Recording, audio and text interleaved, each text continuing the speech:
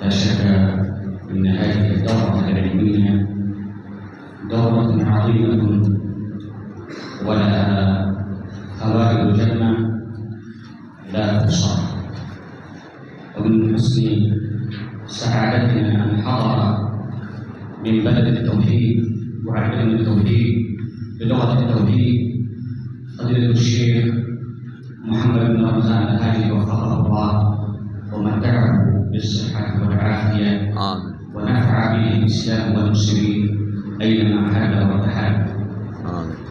وها نحن وصلنا إلى الدرس الثالث لكتاب فضل الإسلام، فأرجو من سعادته أن يواصل درسه حتى يتسنى لنا الإفادة منه، وجزاكم الله خيرا. بسم الله.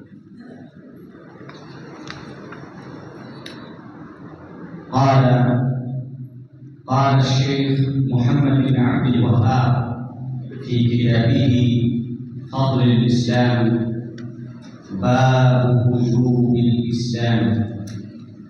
الحمد لله والصلاة والسلام على رسول الله.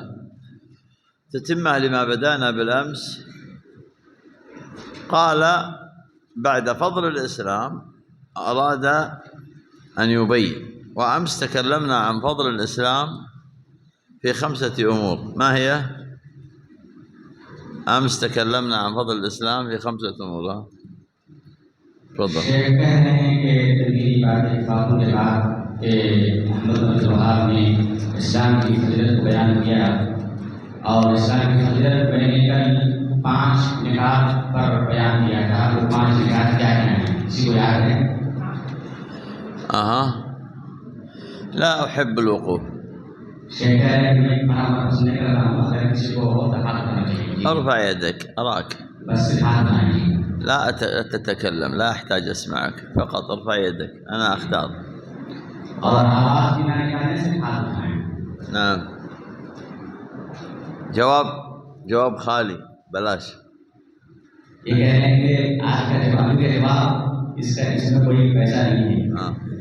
يلا أنت الذي رفع يده تفضل.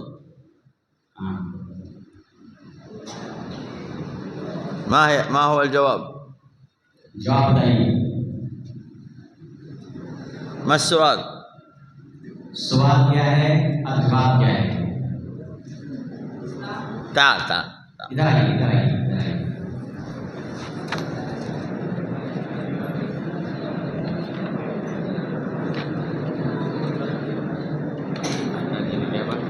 हाँ, ما الجواب؟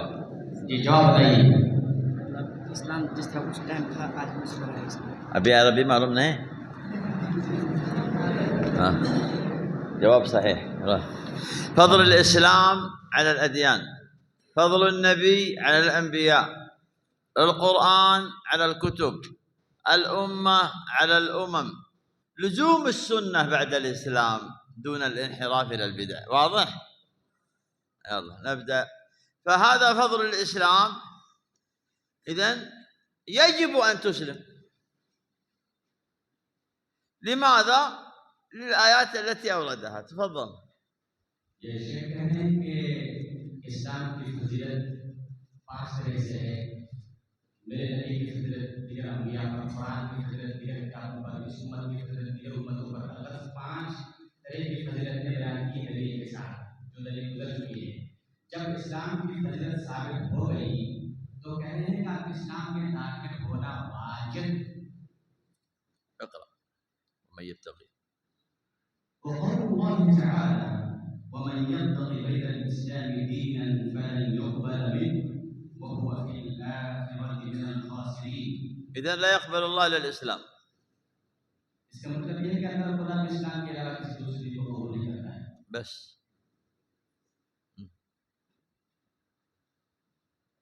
فلو أراد أن يتقرب إليه بغيره لا قبول، ولو أتى به أنبياء ورسل فقد نسخت. इस्लाम के अलावा जितने अदियान हैं वो गैर मकबूल हैं, चाहे वो नबी ही क्यों ना लाए। इसलिए मेरे नबी के बाद सब अदियान मनसूख हो गए। لو كان موسى حيا ما وسعه إلا اتباعي. अगर मूसा भी जिंदा होते तो उसको भी अल्लाह के रसूल की इत्तिबा के सिलसिला कोई चारा नहीं था। أمتهوكون يا ابن الخطاب وأتيتكم بها بيضاء نقية لو كان فيها هدى ما ضلوا. आप सल्लल्लाहु अलैहि वसल्लम ने उमर फारूक के हाथ में तौरात का मुस्तर देकर के कहा था मुतहव्विकून, ऐ उमर, أمتشكك فيما أتيت به. متهوك يعني أشك فيما أتيت به. मुतहव्विक का माने ये है कि क्या तुमको उस बात पर शक है जो मैंने लाया है।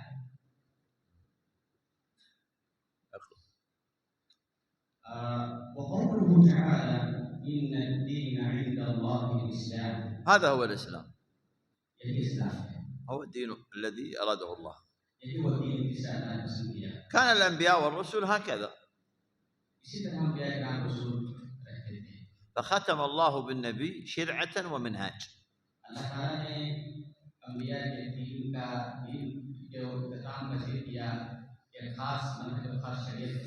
كل الأنبياء قالوا لا إله إلا الله. ما الدليل؟ ولقد بعثنا في كل أمة رسولا أن اعبدوا الله واجتنبوا الطاغوت. هنا إثبات ونفي، ولا إله إلا الله إثبات ونفي، فكلهم دعوا إلى لا إله إلا الله.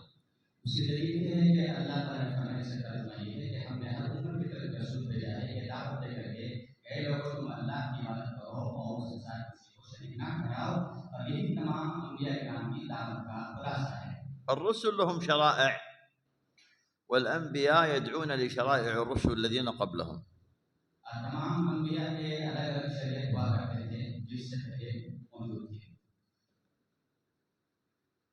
فلا إله إلا الله نوح رسول الله، لا إله إلا الله إبراهيم رسول الله، لا إله إلا الله موسى رسول الله، لا إله إلا الله عيسى رسول الله. فلا إله إلا الله جميع الأنبياء عقيدتهم واحدة.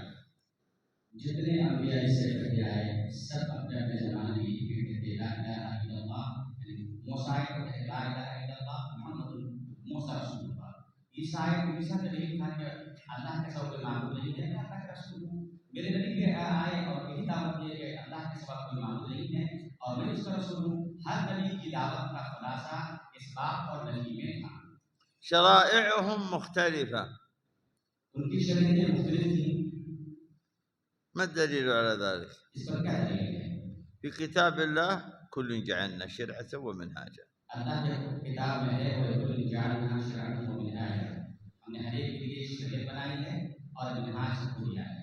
في السنة قول النبي صلى الله عليه وسلم نحن أبناء علات أبانا واحد.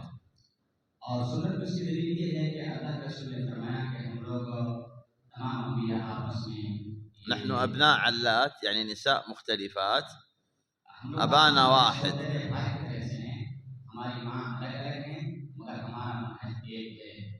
نحن أبناء علات أبانا واحد يعني العقيدة واحدة، يعني الأسماء والصفات كل الأنبياء سوا.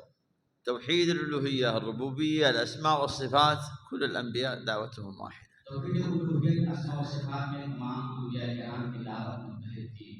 صيام صلاة متماثلة في الأسماء مختلفة في التفصيلات.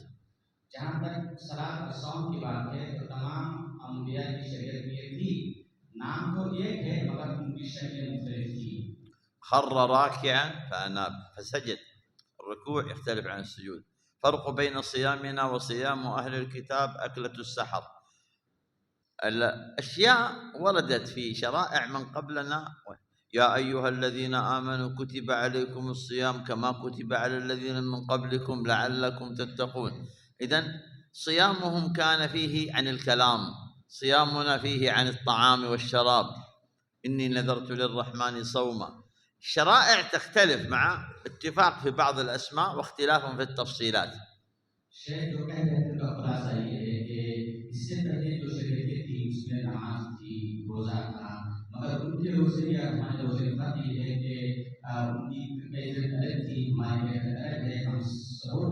सभी यूज करते थे। यही बात है कुछ नाम के इतिहास के साथ और उनके अहकाम और उनकी कैफियत के इख्तिलाफ के साथ। بعد قوله تعالى وأن هذا صراطي مستقيما فاتبعوه ولا تتبعوا السبل فتفرق بكم عن سبيله. هذه الآية فيها 10 أمور. इस आयत के अंदर 10 चीजें बताई गई हैं। وأن هذا إشارة. وأن هذا इसमें इशारा है। صراطي وصف. सिराती में सिफत बयान की गई है। مستقيما بيان حال. मुस्तकीम में ये हाल है यानी सिफत को सिरात की हाल है। فاتبعوه حكم الانتماء. और तबीउहु में जो है इंतिसाब का हुक्म है।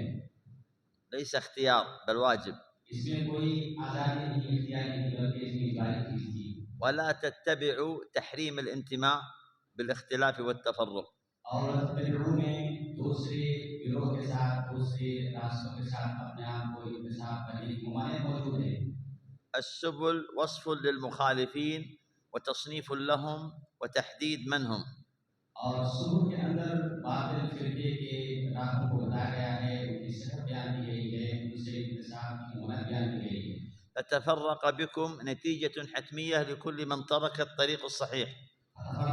में बातिल राह को इख्तियार करने का नतीजा बयान किया गया है। عن سبيله أي واضح المعالم والطرق وليس خفي. और सबील से मुराद अल्लाह रब्बुल आलमीन का वाज़ेह रास्ता जो मख़फ़ी और पोशीदा और रोशन नहीं है। فهو مستقيم لا انحراف فيه. और वो बिल्कुल सीधा रास्ता है, इसमें किसी तरह की कोई कही नहीं है, गिरावट नहीं है। اكتب كمال الآية ذلكم وصاكم به لعلكم تتقون. اكتبوها. ذلكم وصاكم به لعلكم تتقون. إذن هو وصية. أكمل في الفوائد. فهو وصية أوصى الله بها. इस आयत के आखिरी टुकड़े में अल्लाह रब्बुल आलमीन ने जितनी बातें इससे पहले की उसकी वसीयत की है। فرسول الله لا يوصي إلا بوصايا الله. और अल्लाह के रसूल सिर्फ उसी चीज की वसीयत करते हैं जिसकी वसीयत अल्लाह करता है। لعلكم تتقون تمني وترجي وثمرة. लअल्लकुम के अंदर तमन्नी है, उम्मीदें हैं और इसका समारा बयान किया गया है कि इत्तिबाए सबील का क्या समारा है। فمن لم يتبع السبيل وتفرق به عنه فهو أخرج نفسه من دائرة التقوى لأنه لم يستوصي بوصية الله. لم نخرج أحد، هو الذي أخرج نفسه. من الذي حكم عليه؟ الله. जो शख्स सिराते मुस्तकीम पर गामज़द रहने के बजाय दीगर राहों पर गामज़द रहे तो गोया कि उसने अपने आप को राहे हक से हटा लिया। और ये जो हुक्म बयान किया ये किसी ने बयान नहीं किया बल्कि रब्बे कायनात ने बयान किया कि वो गुमराह है, वो भटका हुआ है। نقراها مرة أخرى فنجد أن قد تأملنا فيها معاني ليست جديدة بل انتبهنا لها. हम आयत को दोबारा पढ़ेंगे तो हमें समझ में आएगी कि हमने जो बातें की हैं अपनी तरफ से नहीं है बल्कि कुरान की ये बिल्कुल वाज़ेह मानी है। بعد هذا البيان بيان. क्या इसके बाद और कोई बात रह जाती है? بعد هذا الوضوح وضوح. क्या इस वज़ाहत के बाद किसी वज़ाहत की दरकार रह जाती है? اسمع. ये وأن هذا إشارة ودلالة إلى أمر يريد الله أن يخبر الناس به. وأن هذا صراطي مستقيما ये दलालत है इस बात पर कि अल्लाह रब्बुल आलमीन के रास्ते को लाज़िम करो। صراطي نسبه ووصفه النسبة إليه والوصف السقيم لا انحراف فيه. और अल्लाह ताला ने सराती को अपने तरफ मंसूब किया उसकी बेहतरी को बताने के लिए। حكمه فاتبعوه. और उसका हुक्म यह है कि उसकी इत्तिबा करो। النهي عن ضده ولا تتبعوا. और जिस चीज का हुक्म दिया जाता है उससे बाद उसकी जिद की नहीं मुराद हुआ करती है। وصف للمخالفين وتصنيف لحالهم ولا تتبعوا السبل. रसूल में बातिल फिरके के मानने वालों की सिफत बयान की गई है। فتفرق بكم نتيجة حتمية لكل من ترك الاتباع للصراط المستقيم أنه من أهل الافتراق. और फरका के अंदर बातिल फिरके के मानने वालों के हक में नतीजा का बयान किया गया है। عن سبيله أي الطريق الذي أمر بأن يلتزم ولا يخالف ولا يترك. عن सबीली के अंदर ये बात कही गई है कि यही वो रास्ता है जिसे लाज़िम पकड़ ذلكم وصاكم تأكيد للأمر الأول فاتبعوه، أيضا هو وصية.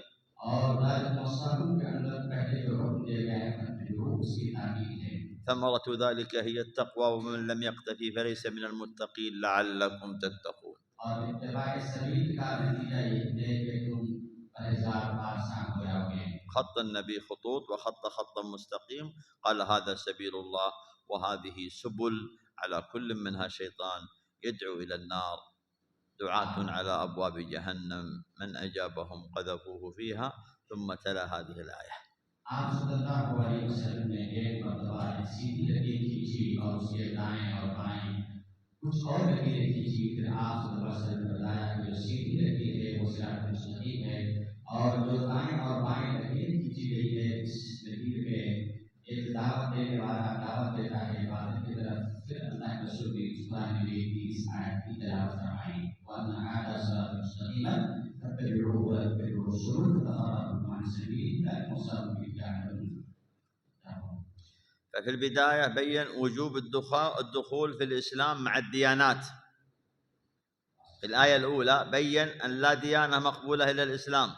पहली आयत में अंदर इस बात की तरफ इशारा किया गया है कि अल्लाह के यहाँ इस्लाम के अलावा सारे अदयान मरफूज हैं, मरदूद हैं। في الآية التي بعدها أن الإسلام ملزم للاستسلام. और दूसरी आयत में अंदर ये बताया गया है कि इस्लाम हर एक के लिए जरूरी है और उसके लिए अपने आप को सुबूत करना जरूरी है, वाजिब है। فأنت مسلم متحكم فيك الإسلام. आप मुसलमान हैं, आप पर इस्लाम ही का हुक्म जारी होगा। فلا وربك لا يؤمنون حتى يحكموك فيما شجر بينهم ثم لا يجدوا في أنفسهم حرجا مما قضيت ويسلموا تسليما. نحن مسلمون لأن لله مستسلمون، لا معارضون ولا مخالفون. अल्लाह का फरमान इसका तर्जुमा ये है कि उस वक्त तक कोई मोमिन नहीं हो सकता है जब तक अल्लाह और अल्लाह के रसूल के फरमान को ना मान ले, और मानने के बाद अपने दिल में किसी तरह की उसमें कोई शक ना हो। जब तक कोई इंसान किताब अल्लाह रसूल के अहकाम को नहीं मानेगा तब तक वो पक्का मुसलमान नहीं हो सकता, उसको मुआमिन कहलाया जाएगा। مستسلمون شرعنا ووحينا يحكم على عقلنا وليس عقلنا متحكم في وحينا. हम तमाम मुसलमान महकूम हैं, हमारे ऊपर किताब और सुन्नत की पाबंदी है, वही हमारे अक़ल दिमाग काम पर फैसला करने वाला है। في الآية الثالثة بين أن لزوم السنة والاستقامة على الطريق الصحيح دون اتباع السبل التي تتفرق عن سبيله الذي هو أراد، فتزاحم الصراط صراطات، وتزاحم السبيل سبل، وتزاحم الجماعة جماعات. عليك بالأمر الواحد. तीसरी आयत के अंदर ये बताई गई है कि सुन्नत रसूल को लाज़िम पकड़ना है और बातिल फितने की जितनी जमातें हैं उससे आपको परहेज करना है। فالواحد واحد في عقيدته. एक रास्ता एक है और अकीदे में भी वो मुनफरिद है, واحد في اتباعه. और इत्तिबा के अंदर भी मुनफरिद है, واحد في جماعته. और जमात भी उसका एक है, واحد في قيادته بالسمع والطاعة والبيعة. और समताअत में जो कायद होगा वो भी अकेला होगा, واحد في مرجعه. और उसका मर्जा और मर्जा भी एक ही है। بمعنى آخر दूसरे अल्फाज में اكتب लिखिए وحدة العقيدة، وحدة वहदतुल العقيدة، अक़ीदा, وحدة الاتباع، अक़ीदा एक, इत्तिबा भी एक, وحدة الجماعة، जमात भी एक, وحدة القيادة، क़यादत भी एक, وحدة المرجع. और मस्दर और माखज़ भी एक। إن الذين خالفوا ما عليه أهل السنة والجماعة، إن الذين خالفوا هدي الأولين خالفوا في واحدة من هذه الخمس، إما عقيدة تخالف عقيدة الأولين، أو اتباع تزاحموا فيه سيد المرسلين، أو جماعات غير الجماعة الناجية الفرقة المنصورة، أو قيادات فجعلوا بيعات لقيادات وأمراء عندهم، أو مرجع غير الكتاب والسنة. لم يرتضوا علماؤكم وهدي الأولين فأتوا بطرائق جديدة. إنها الخمس التي تفرق بها الناس. शेख कह रहे थे इसका खुलासा ये है कि जो 5 चीजें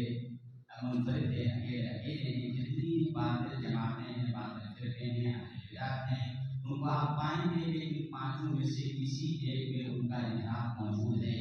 या तो किसी के पास मर्जा उससे जायद है, किसी के यहाँ इमामत उससे जायद है, इस वगैरह वगैरह।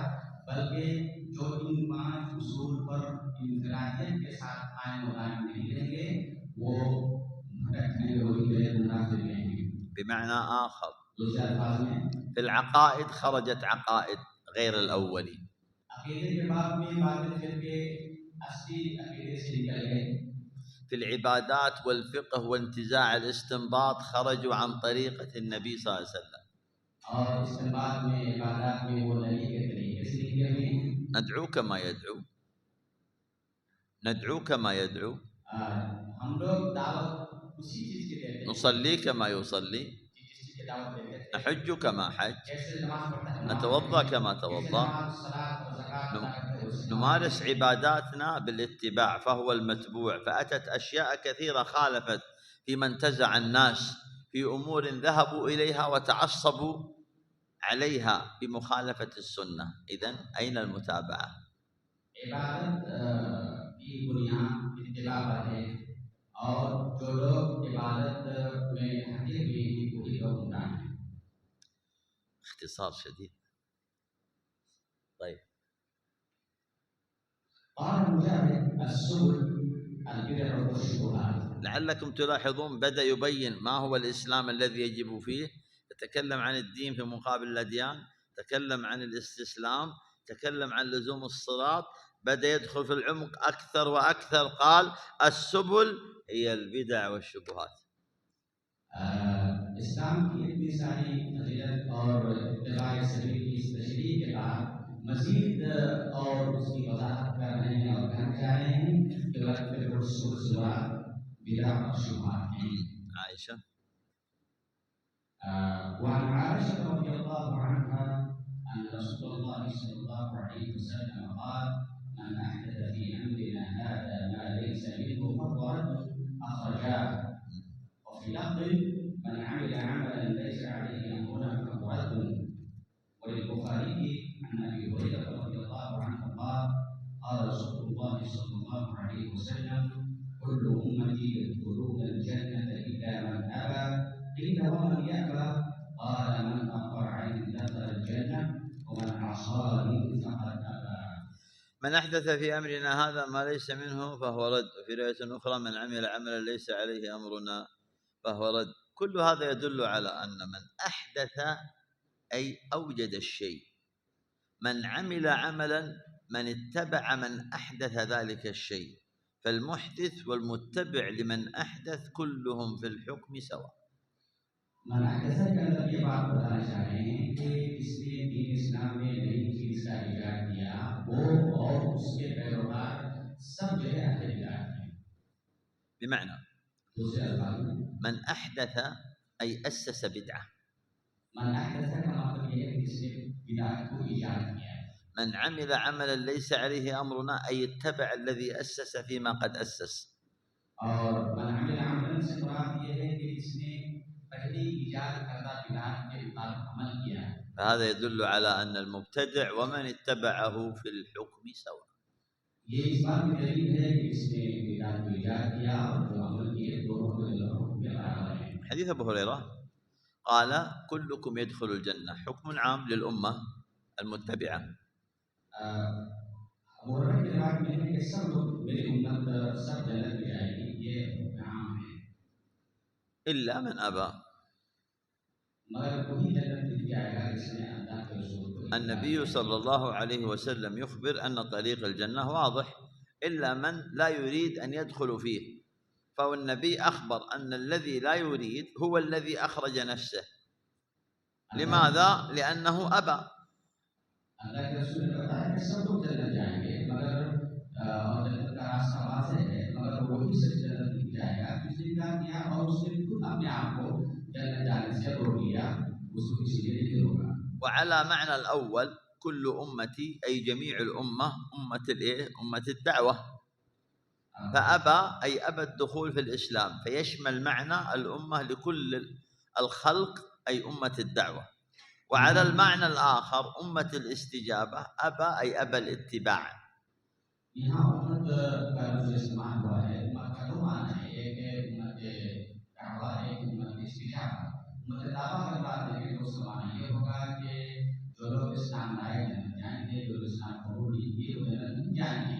और अगर उम्मत से मुराद उम्मत इस्तिजाबा लेंगे तो उसका माना ये होगा कि उम्मत इस्तिजाबा से वो जन्नत जाएंगे, सुन्नत करेंगे की और सुन्नत करेंगे की वो जन्नत नहीं जाएंगे। فالإباء على نوعين: الإباء عن الإعراض عن الدين بالكلية وعدم الإسلام، والإباء الثاني آمن بالنبي ولم يتبعه. तो इनकार की दो किस्में हैं, एक इनकार आम कुल्ली इनकार इरादत आम यानी इस्लाम में दाखिल हुई है, और दूसरी किस्म ये है कि इस्लाम में दाखिल हुई है मगर सुन्नत नबी के पैरवी से वो दूर रहे, أي ذهب في البدع والمحدثات، यानी वो बिदअत और मुहदसात में दाखिल होते गए, استجاب ولم يتبع. उन्होंने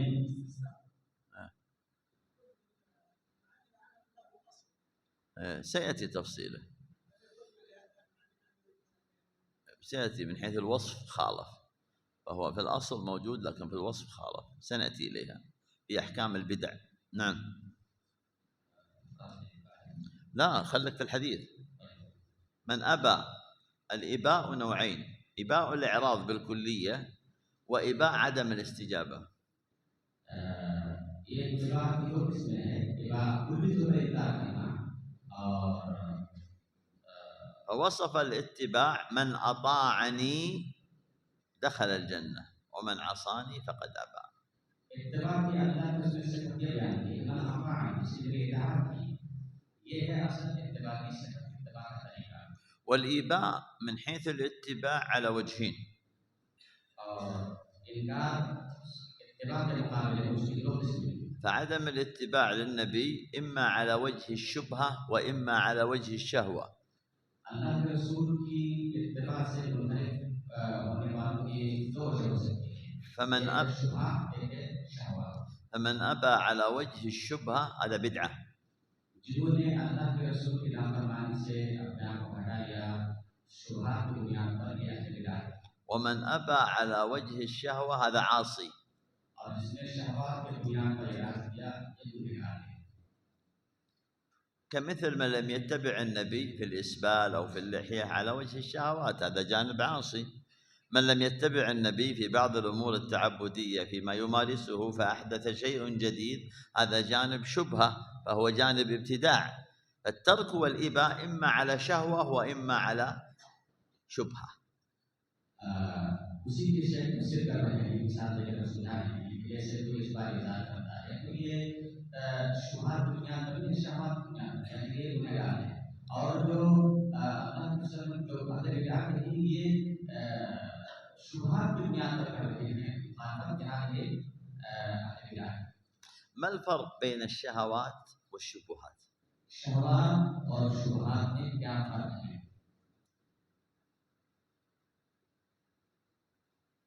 نعم تفضل، وأنت عندك تفضل. أيوة शहवात और शुबहात में क्या फर्क है?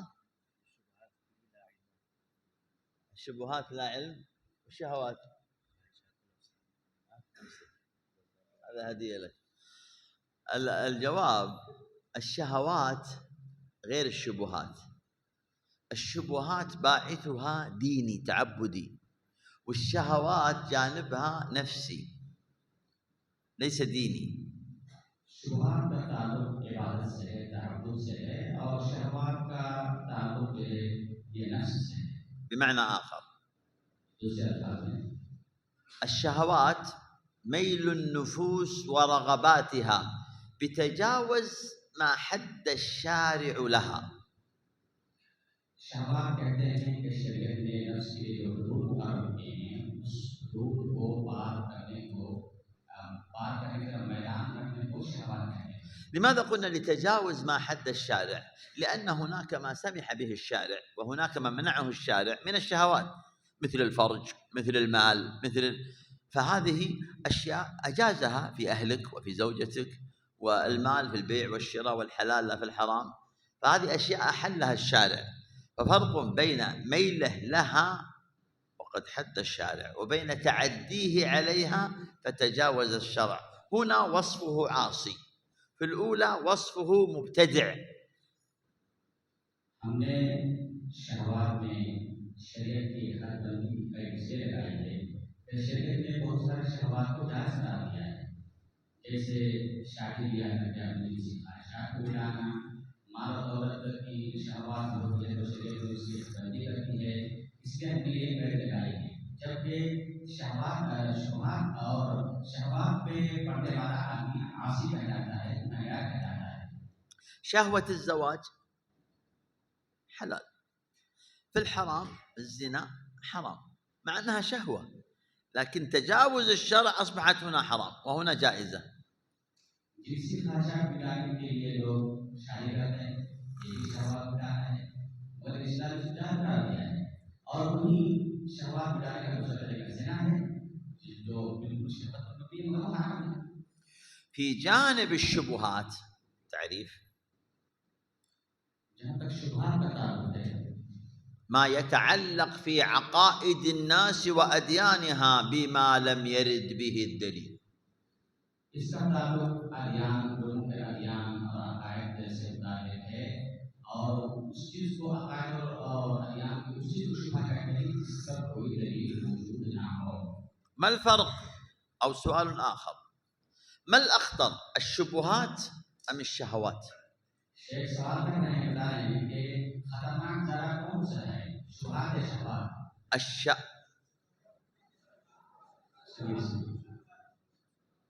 الشهوات أخطر من الشبهات. शेख कह रहे हैं कि शहवात नहीं, الشبهات. शेख कहना चाह रहे हैं, जवाब ये है कि शुभा इस शहवत से कहीं ज्यादा खतरनाक है। فالشبهة أخطر من الشهوة शुभा शहवत से खतरनाक है। بمعنى آخر، هل رأيتم زان زنى فقال اللهم ارزقني ذرية صالحة؟ क्या आपने कभी देखा होगा कि किसी जानी ने ज़िना किया और वो ज़िना करने के बाद कह रहा है, ज़िना को कह रहा है अल्लाह मुझे इस ज़िना से नेक औलाद अता फरमा?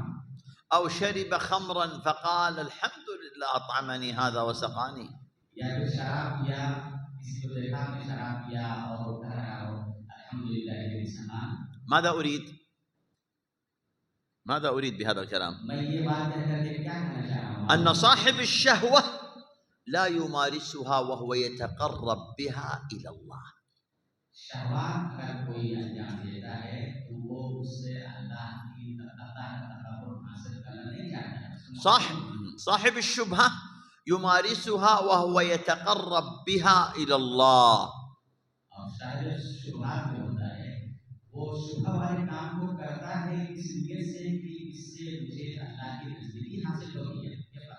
مثال آخر، दूसरी मिसाल, يقتل الإنسان شخص في مشاجرة فيندم ويبكي لأنه قتله. आपस में लड़ाई करते हुए कोई आदमी दूसरे को कत्ल कर देता है तो उसको बाद में पश्चिमानी होती है। ولا يزال العبد في فسحة من دينه ما لم يصب دما حراما. अल्लाह के रसूल ने फरमाया कि उस वक्त तक इंसान दीन की फसाहत में होंगे या सादत में होंगे जब तक किसी हराम खून का वो इर्तिकाब ना करे या कत्ल ना करे। ما الأخطر من هذا؟ इससे खतरनाक क्या है? عندما يقتل المسلم ويتقرب بقتله إلى الله كفعل الخوارج. इससे खतरनाक ये है कि कोई किसी मुसलमान को कत्ल करे और ये समझे कि मैंने उसे कत्ल करके अल्लाह की कुर्बत हासिल की। الجريمتين واحدة، ये एक गुनाह है कि डबल जुर्म है, لكن هذا تقرب إلى الله بما فيه لعنة الله. इसमें डबल जुर्म इस तरह से है कि उन्होंने अल्लाह की कुर्बत हासिल की ऐसी चीज के जरिए से जिसमें अल्लाह ने लानत की है। تنطبق فيهم الآية قل هل ننبئكم بالأخسرين أعمالا الذين ضل سعيهم في الحياة الدنيا وهم يحسبون أنهم يحسنون صنعا. इन लोगों पर यह आती है जिसमें अल्लाह ने कहा है कि क्या आपको बताओ उन लोगों के बारे में जो लोग ये गुमान करते हैं कि हम बहुत अच्छे काम कर रहे हैं मगर वो लोग हकीकत में बहुत ही रज़ाइल और बुरे अमाल कर रहे होते हैं। إذن الإباء هنا على 3 وجوه. الإباء هنا إلا من أبى على 3 وجوه. तो अल्लाह के जो फरमाया है कि इल्ला मन आबा तो आबा की 3 किस्में हैं, 3 की शक्लें हो सकती हैं। إباء عن الدين بالكلية هذا كافر. मुकम्मल तौर से दीन से इनकार करना, दूर रहना ये काफिर है। إباء لشبهة هذا مبتدع. और शुबहात के साथ दीन से दूर रहना ये मुब्तदी है। إباء لشهوة هذا عاصي. और इबाद शहवत के साथ जो दीन से दूर रहता है ये गुनहगार है। قال يدخل الجنة. إذن ذاك لا يدخلها إلى أبد، وذاك يمكث إلى أمد، وذاك تحت المشيئة. 3 किस्म के जो लोग बयान किए गए, एक मुअज़्ज़िज़ुल कुल्ली और एक मुअज़्ज़िज़ुश शुबहा और एक मुअज़्ज़िज़ुश शहवा। तो पहले का हुक्म ये है कि कभी जन्नत नहीं जाएगा, और दूसरे का हुक्म ये है कि ये जहन्नम में रहेगा एक मुद्दत तक, और तीसरे का हुक्म है आखिरी का हुक्म ये है वो मशीअत इल्लाह। لماذا فصلنا؟ हमने तफसील क्यों बयान की? لأن أصلنا. لماذا فصلنا؟ أصلنا. हमने तफसील क्यों बयान की? इसलिए कि इस तफसील से हम आपको तफसील देना चाहते हैं, कायदा देना चाहते हैं, ज़ाब्ता देना चाहते हैं। من بدأ بالتفصيل قبل التأصيل لا يضبط التحصيل. من بدأ بالتفصيل قبل التأصيل لا يضبط التحصيل. जो तफसील बयान करके तफसील को हासिल करता है, ये हकीकत में असल कायदा को हासिल करता है।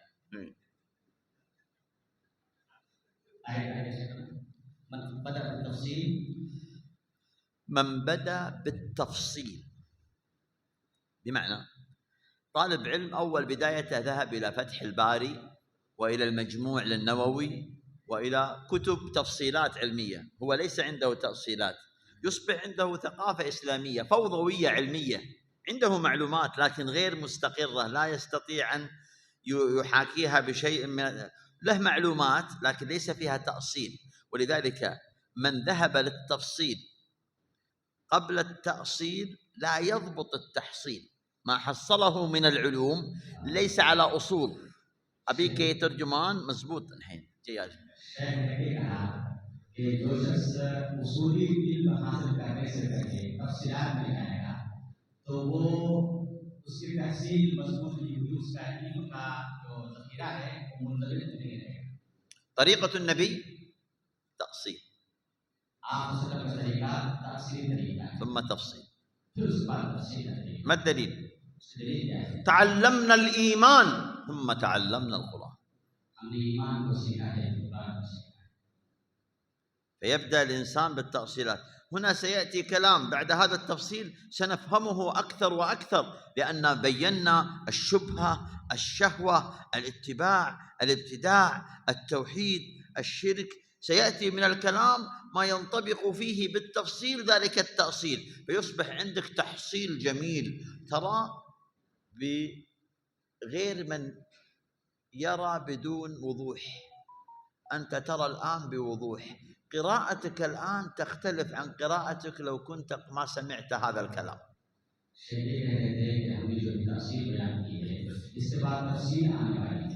तो ये तासीर जो समझ आएंगे तो आने वाले तफसीलात आपको बहुत समझ में आएगी। हमने इसमें बयान किया शुमात का और शहवात का और ये राय का बयान किया ताकि आप आने वाले बात को अच्छे से समझ सकें।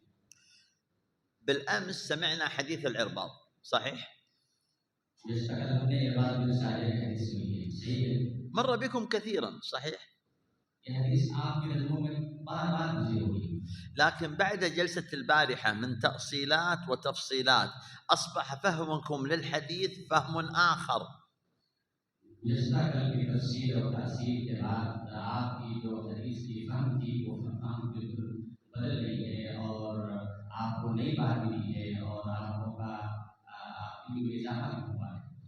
فهمتم الآن ماذا أريد؟ ممتاز. اقرأ اللي بعده. وفي الصحيح عن ابن عباس رضي الله عنهما عندما يقول وفي الصحيح ماذا يقصد؟ जब वो इस सही है तो उससे मुराद क्या होती है? البخاري ومسلم. उससे मुराद बुखारी और मुस्लिम। ولذلك ما سمعنا من عبارة وفي الصحاح عبارة عليها ملاحظة، لأن يدخلون فيها السنن الأربعة، والصحيح أن ترتيبها النسائي، ثم بعد ذلك يليه من؟ أبو داود، ثم الترمذي، ثم ابن ماجه، وهي سنن وليست صحاح، إنما الصحيحين البخاري ومسلم. بعض किताबों में आप देखेंगे कि इससे आगे से आगे रहता है जब ये इसमें मुराद है इसलिए कि इसके अंदर 4 सुन्नत की किताबों को दाखिल कर दिया गया है हालांकि उसकी तरतीब में भी तफावत है सबसे पहले सुनन नसाई को फिर अबू दाऊद को फिर तिरमिजी को फिर इब्न माजा को रखा जाएगा तरतीब में اسمع.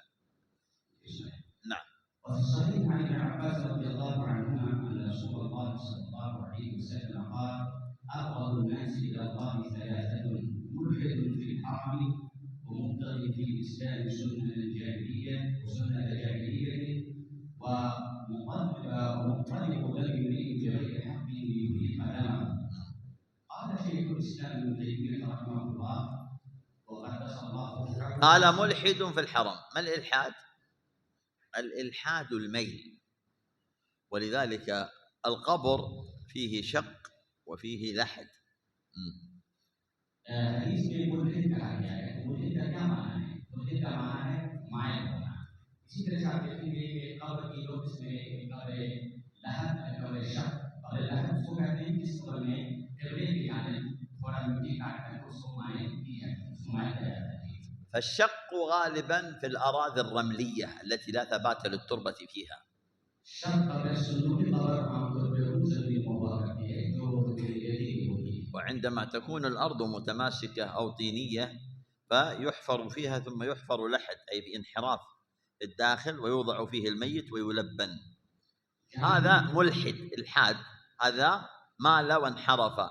كذا القبر قيل لحد أي انحراف وميل، وهنا ملحد في الحرم أي انحرف وهو في أقدس مكان.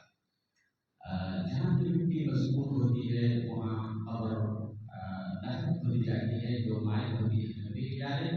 और यहाँ जो मुल्हिद कहा गया है मतलब ये है कि वो सुन्नत रसूल से थोड़ा कशी इख्तियार करता है और वो भी मुक़द्दस ज़मीन हरम में بأي انحراف كان. चाहे वो इनकार किसी भी किस्म का हो। ومبتغ في الإسلام سنة جاهلية. और इस्लाम में ज़माना जाहिलियत के तरीक़े को ढूंढने वाला। ما هي الجاهلية؟ जाहिलियत क्या है? الجاهلية هي، اكتب، जी ये क्या है वाजिब के साथ وصف لحال ما قبل الإسلام من قول أو فعل أو اعتقاد أتى الإسلام بمنعه. हर वो कौल और फेल और अमाल जो इस्लाम के आने से पहले थे और इस्लाम ने उसको रद्द कर दिया, रिजेक्ट कर दिया, यही किया है। أعيد. दोबारा करें। وصف لحال ما قبل الإسلام من قول أو فعل أو اعتقاد أتى الإسلام برده. हर वो कौल और फेल और इत्तेकाद जो इस्लाम से आने पहले थे, इस्लाम के आने से पहले थे और इस्लाम आने के बाद उसको रिजेक्ट कर दिया, उसको जाहिलियत कहते हैं। ما معنى؟ क्या माना है? معنى أن هناك موجود أقوال أو أفعال أو اعتقادات أتى الإسلام وأقرها، فهذه وإن كانت من أمور الجاهلية إلا أن الإسلام أكد عليها إنما بعثت لأتمم مكارم الأخلاق. معناها أن هناك أشياء جيدة أتى يتممها. शेख ने कहा कि मैंने तारीफ ये कहा कि जिसे इस्लाम ने जिक्र कर दिया, इसका मतलब ये है कि कुछ चीजें ऐसी हैं जो अगरचे ज़माना जाहिलियत से मुसलसल आ रही हैं, मगर हमारी शरीयत ने उसका इक़रार किया है, लिहाजा उसको जाहिलियत में शुमार नहीं करेंगे। لما سألت عن تعريف الجاهلية رفعت يدك، هل هذا الكلام الذي كنت تريد أن تقوله؟ शेख ने कहा कि जब मैंने जाहिलियत के बारे में सवाल किया कि जाहिलियत क्या है, तो यहाँ से किसी ने जवाब देने के लिए हाथ उठाया था। तो शेख पूछ रहे हैं कि क्या तुम यही जवाब देने वाले थे जो मैंने आपको बताया, या कोई दूसरा जवाब था तुम्हारा? هل هذا الذي كنت تريد أن تقوله؟ क्या आप यही जवाब पाना चाह रहे थे? تعال. आइए आइए आइए। يقول نعم. هل هذا الذي كنت تريد أن تقوله؟ आप यही जवाब पाना चाह रहे थे कि दूसरा जवाब था आपके पास? यही। عيد. आप दोबारा बोलिए ना।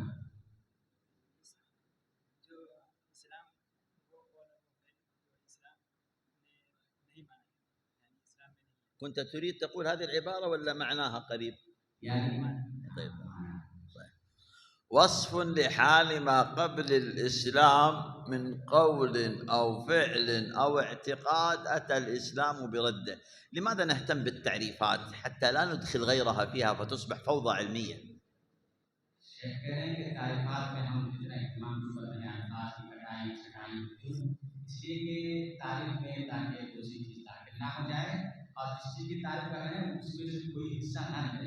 لأن هذه الآن فيها ناس انحرفوا في هذا المفهوم حتى كفروا المجتمعات باسم جاهلية القرن العشرين، الجاهلية المعاصرة، جاهلية يعني كفروا المسلمين. इसलिए कि इस तारीख में हमने तवज्जो इसलिए की कि आज के दौर में कुछ लोग ऐसे हैं जो जाहिलियत के नाम पर लोगों की तकफीर कर रहे हैं कि ये 2020 की जाहिलियत है, 2021 की जाहिलियत है, फलाना, इसको बेस बना करके लोगों की तकफीर कर रहे हैं। وفرق بين وصف الجاهلية وفيك جاهلية. ये दो बातें हैं, एक है जाहिलियत और किसी शख्स के बारे में ये कहना कि तुम्हारे अंदर जाहिलियत है, दोनों में फर्क है। فالجاهلية تكفير وإخراج، وجاهلية وصف لوافق ما غيرهم، كما قال النبي للصحابي إنك امرؤ فيك جاهلية.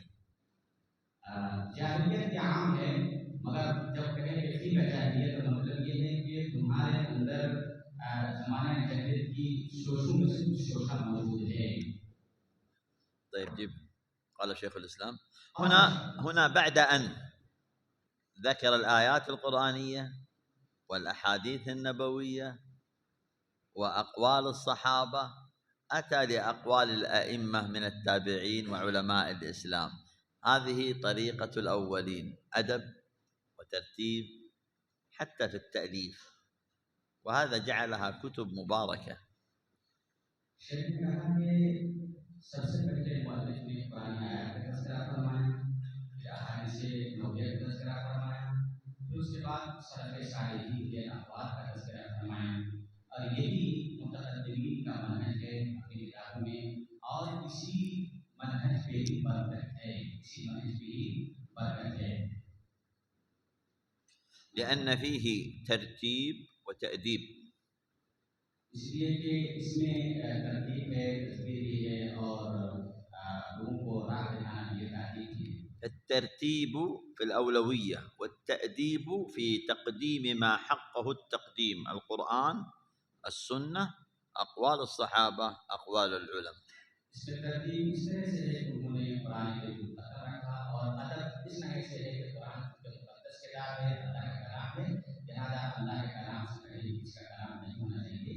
قال شيخ الإسلام قال شيخ الإسلام ابن تيمية رحمه الله: قوله سنة جاهلية يندرج فيها كل جاهلية مطلقة أو مقيدة.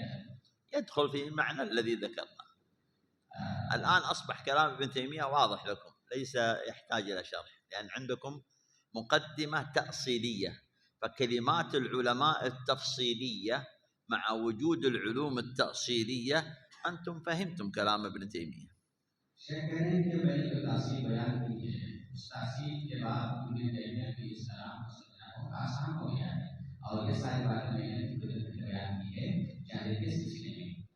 هذا الذي يتأصل إذا قرأ في كتب العلماء بعد التأصيل والتأسيس يستفيد من كتب العلماء، لأنه علم أولي وعلم ثانوي تفصيلي. تبدأ 1 2 3، لا يمكن أن تصعد السقف دون السلم.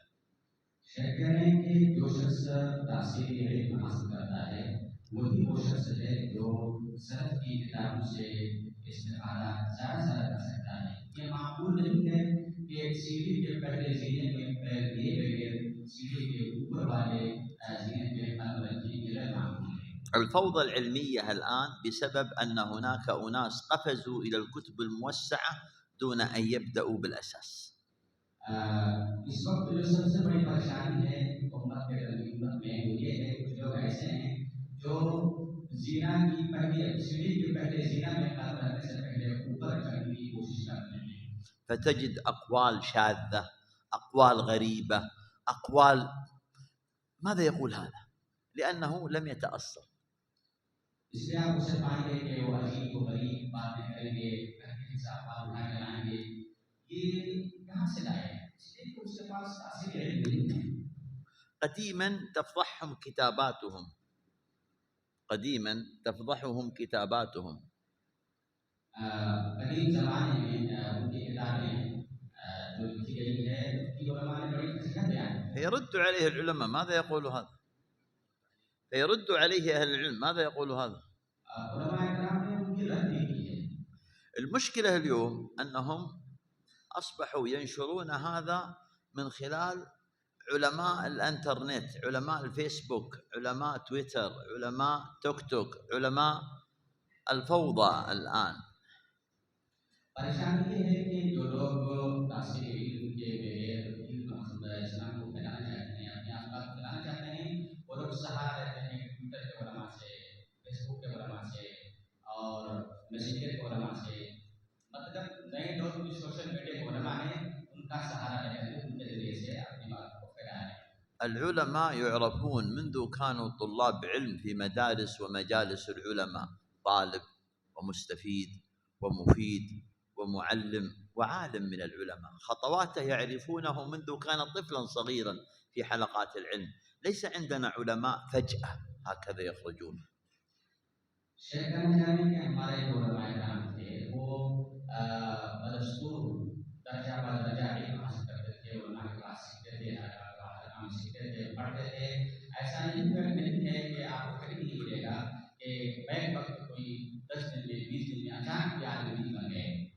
وهذه المشكلة الحاصلة الآن، أن هناك علماء فجأة هكذا، وإذا الناس تتبعهم في الأول لا يعرف خطأه إلا العلماء، الآن انتشر خطأه في العوام، فلا بد من صوت التصحيح يبلغ صوت الخطأ. लिहाजा ये जो तरीका है कि पहले किसी लोग ने लिखा और आज के दौर में ये अक्सा वाले उलमा इकराम, छठे में उलमा इकराम की कसरत है और जिसकी वजह से आज में बहुत ज़्यादा हैरान है, फौजा है। قال شيخ الإسلام: سنة جاهلية يندرج فيها كل جاهلية مطلقة أو مقيدة، أي بعموم الأمور أو بوصف كما قال فيك جاهلية. शेख ने कहा कि ये दलील जो बात है कि अंदर जो भी कुल्लु जाहिल मुतक़ा मुक़य्यदा, तो शेख ने जो जाहिलियत की दो तफसीर की, जाहिलिया आमा और जाहिलिया खासा। तो जिसमें ये कहा कि जाहिलिया आमा जैसे आपके ज़माने से पहले जो जाहिलियत थी वो, और किसी खास आदमी के पास कोई जाहिलियत का कोई नाम हो तो उसको जाहिलिया मुक़य्यदा कहा जाता है। दोनों इसके अंदर शामिल हैं। فأصبح كلام ابن تيمية الآن واضح لكم، صحيح ولا لا؟ अब हमारे उस कायदे के बाद में दलील इस तरह को समझना आपके लिए बहुत आसान हो गया, सही है कि नहीं? صحيح؟ ممتاز، واصل، هذا ما نريد. أي في شخص دون شخص بكابيرة أو وثنية أو غيرهما من كل مخالفة لما جاء به المرسلون. وفي الصحيح عن حذيفة رضي الله عنه قال: يا معشر القراء استقيموا، فإن استقمتم فقد صبرتم أو سبقتم سبقا بعيدا، فإن أخذتم يمينا أو وشمالا فقد ضللتم ضلالا بعيدا. اسمعوا ماذا يقول لكم حذيفة يا طلبة العلم. هم يقصدون القراء، قديما طلبة العلم أو المطوع أو الناسك أو الملتزم يصفونهم باسم القراء، مولوي مطوع طالب علم، قديما يقولون عنهم القراء. हज़रत रज़ियल्लाहु ताला अन्हु क्या कहना चाह रहे हैं आप जरा सुनिए। वो कह रहे हैं कि एक कुर्रा की जमात, कुर्रा उस जमाने में उल्लू को कहा जाता था, जो लोग सुन्नत के पाबंद होते थे, जो लोग मुतव्वा टाइप के होते थे, जो लोग लोगों की भलाई चाहते थे, उनको कुर्रा कहा जाता था। هذا وصفهم، يعني هم خيرية الخيرية، صفوة المجتمع، كما يقول ابن المبارك: يا معشر القرى يا ملح البلد، ما يصلح الملح إذا الملح فسد. कुर्रा से मुराद वो लोग हैं जो समाज की इस्लाह करने वाले हैं, भलाई चाहने वाले हैं। ये अच्छे लोगों में अच्छे लोग हैं। तो मुबारक रहमतुल्लाह कहते हैं एक कुर्रा की जमात जो समाज के लिए नमक के हैसियत रखते हैं। अगर नमक बिगड़ जाए तो फिर खाना कैसा होगा या मुआशरा कैसा रहेगा। فيخاطبكم حذيفة فيقول: يا معشر القرى استقيموا، أي التزموا السنة. कहते हैं कि एक कुर्रा की जमात तुम सुन्नत को लाज़िम करो। فإن سبقتم سبقا بعيدا، لأن الذي يمشي على الطريق المختصر سيصل بسرعة، والذي يمشي على الطرق المنحرفة لن يصل، يمنة أو يسرى، يعني راح يمين أو راح شمال خلاص. पर इस दफा तुमको का सबक कमाना ये है कि अगर तुम लोग सुन्नत को लाज़िम करोगे तो बहुत दूर तक पहुंच जाओगे। सबकत में बहुत दूर तक पहुंच जाओगे। इसलिए कि सुन्नत ही को पकड़ करके ही इंसान तेजी के साथ आगे बढ़ सकता है। ये कहा गया है। وإذا أخذتم شمالا ضللتم. إذن طريق الجادة لزوم الاستقامة، وأن هذا صراطي كالآية التي قبلها. هذا مدلول المعنى من حيث الفهم للصحابة للآيات القرآنية. ماذا قالوا؟ هذا الذي قالوا. अगर दाएं बाएं अगर आपको का रास्ता पकड़ेंगे तो आप गुमराह हो जाएंगे। ये जो हदीस है या हुज़ैफा का बयान है कि कुरान की आयत की तफसीर है, उसका मूल खुलासा है जो इससे पहले आयत गुजरी। وعن محمد بن وضاح أنه محمد بن وضاح له كتاب اسمه البدع لابن وضاح. ابن وضاح في كتاب البدع के नाम से। فالشيخ محمد هنا ينقل عنهم. शेख मोहम्मद अब्दुल वहाब उसी से नकल कर रहे हैं। نعم. أنه كان يدخل المسجد فيقف على الكعبة يقول فذكره يعني الحديث الأول: يا معشر القرى استقيموا. ये मोहम्मद वज़ार से रिवायत हमने कहा कि हुज़ैफा रज़ियल्लाहु ताला अन्हु मस्जिद दाखिल होते और मस्जिद के हलका में खड़े होकर कहते ऐ कुर्रा की जमातो तुम लोग सुन्नत पे लाज़िम रखो। अगर तुम सुन्नत पर कायम व दायम रहोगे तो तुम बहुत दूर तक पहुंच जाओगे अच्छे काम में। ما الفائدة من هذه الإضافة؟ इस इजाफे का क्या फायदा है? اسمعوا. الأولى خبر، देखिए قال وفي الصحيح، هذا خبر أن حذيفة قال هذا. दो रिवायत बयान की हुज़ैफा से। तो पहली रिवायत में ये खबर है कि हुज़ैफा ने ऐसा कहा। ये खबर गलत खबर है। قول ابن وضاح يبين هذا الخبر أين الأماكن التي كان يقول هذا الكلام فيها، في الحلق التعليمية التي يتعلمون القرآن ويتعلمون أي المدارس. दूसरी जो रिवायत है उसमें ये है कि हुज़ैफा रज़ियल्लाहु ताला अन्हु ये बातें कहते थे तो कहाँ कहते थे? ये बातें उस तरह से है कि ये कहते थे मसाजिद में, मदारिस के पढ़ने वाले तलबा की जमात में जाकर के ये बात कहा करते थे। इस तरह से है। هذه حلقة في المسجد وقف عليها ونصحهم، وهكذا ينبغي للمعلم أن يعلم طلابه.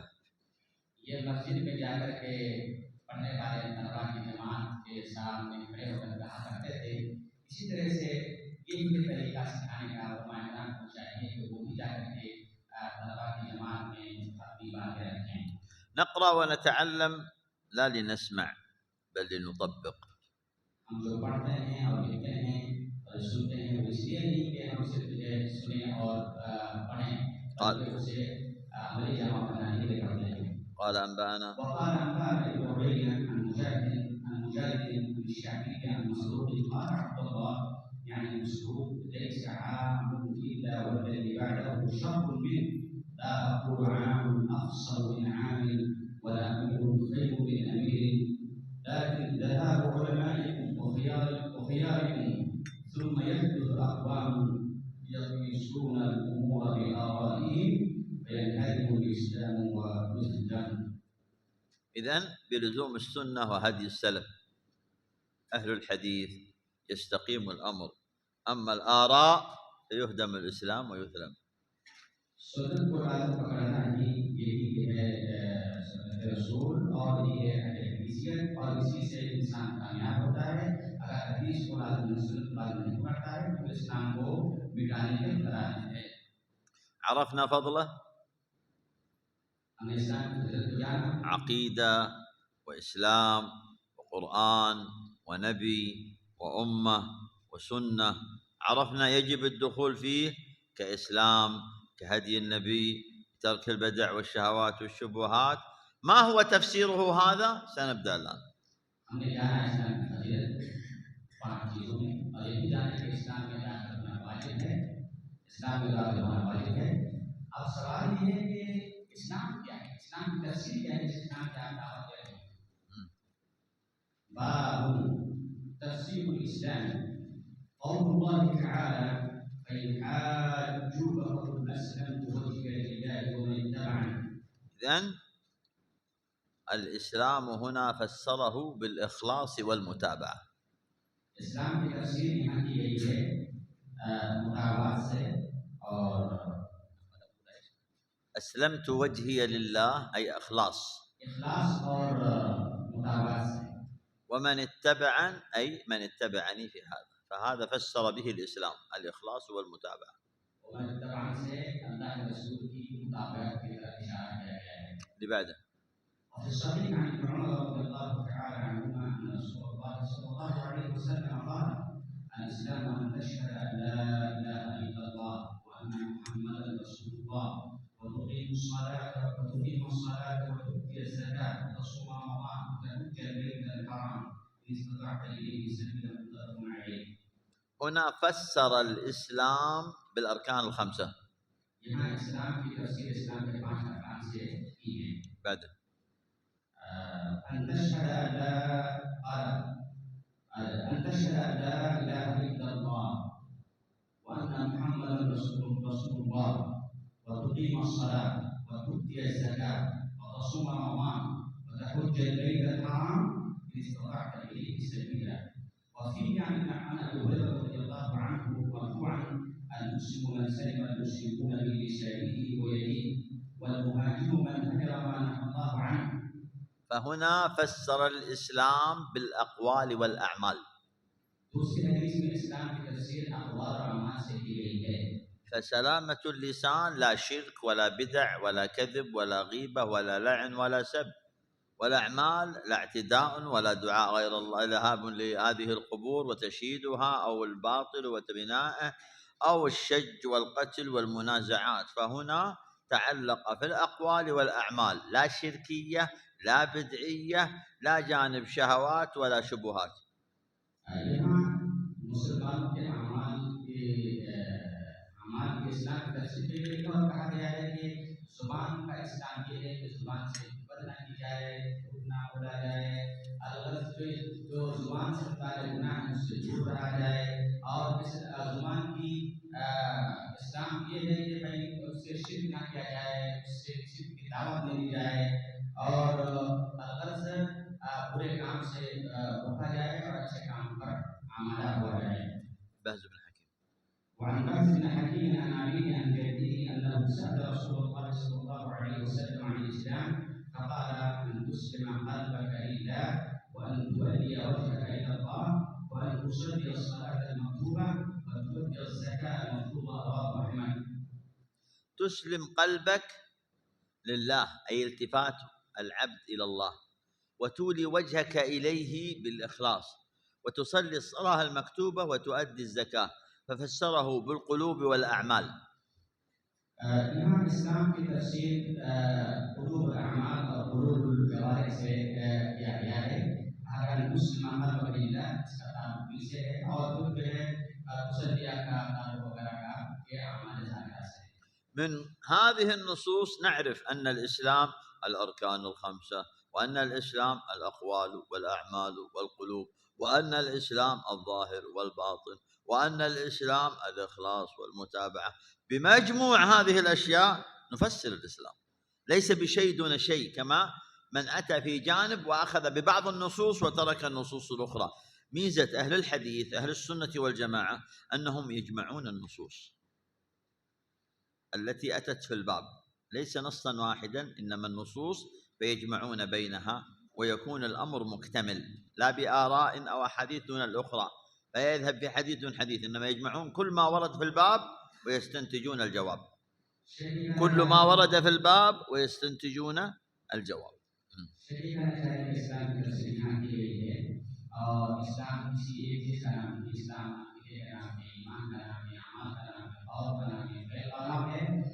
ये सारे मजमूए का नाम इस्लाम है और इस्लाम मुकम्मल होता है बहुत सारे तरीकों से।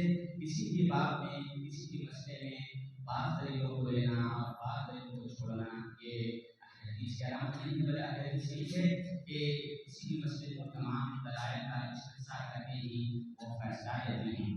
और इस्लाम के आरा और फिक्र पर मबनी नहीं है, बल्कि किताब और सुन्नत दलाइल पर मबनी है। وهذا رد على من يقولون أهل الحديث فيهم ظاهرية. और ये जो है रद्द है उन लोगों पर जो लोग कहते हैं कि हम अहले हदीस हैं और ज़ाहिरी हैं। إنما يقدمون النص जो लोग कहते हैं कि हम नस्ल को मुक़द्दम करते हैं بمجموع الروايات.